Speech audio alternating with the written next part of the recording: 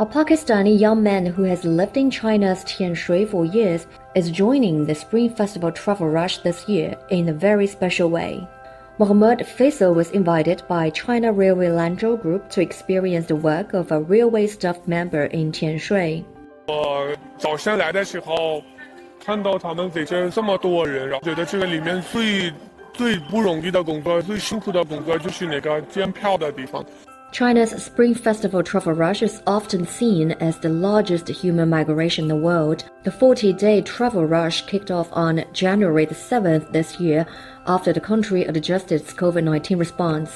这样的工作人员，他们过年的时间还是在这儿，所以我觉得是真不容易了。过年的时间有他们，我们安全的到我们的家里了，真的非常感谢他们。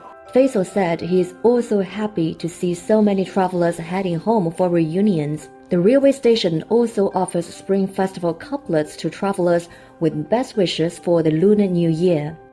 非常的高兴兴奋，没想到这么，巴基斯坦是我们的老铁嘛我们中国和巴基都是特别好的关系，谢谢你。